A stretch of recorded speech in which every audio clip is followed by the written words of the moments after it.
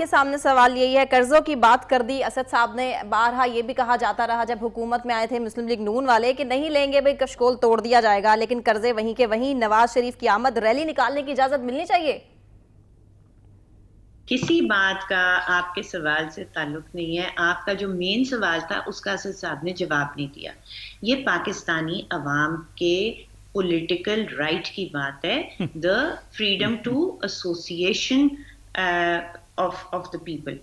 اب لوگ حسن صاحب مسکرا رہے ہیں، جواب بھی ضرور لیں گے ظاہر اگر سی ٹائم بات ہوا ہے. تو. ہاں انڈیا میں ایسا کچھ نہیں ہوتا، پاکستان میں ایسا ہوتا ہے. گل نہیں اسد صاحب مجھے اپنی بات کر لینے دیجیے. نہیں I have all the respect for you. Asad صاحب گل کو ذرا کمپلیٹ کرنے دیجیے، ٹائم ایکچولی ویری شارٹ. بات یہ ہے کہ ایک الیکشن ہونے جا رہا ہے اور ایک پولیٹیکل لیڈر آ رہا ہے اور آپ 144 لگا دیتے ہیں. آپ نے سمجھا ہوا کیا ہے؟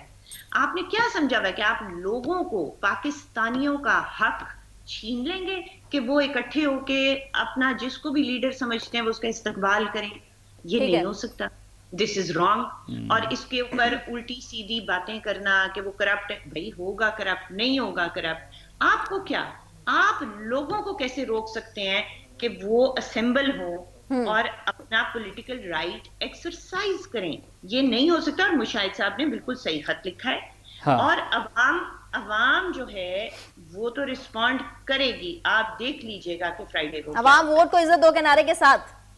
بالکل صحیح.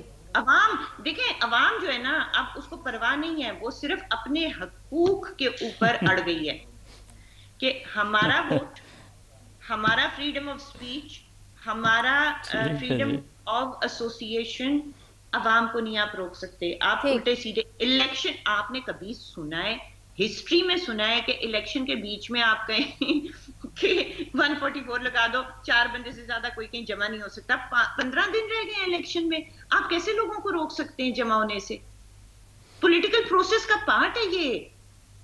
ٹھیک گل پوائنٹ آپ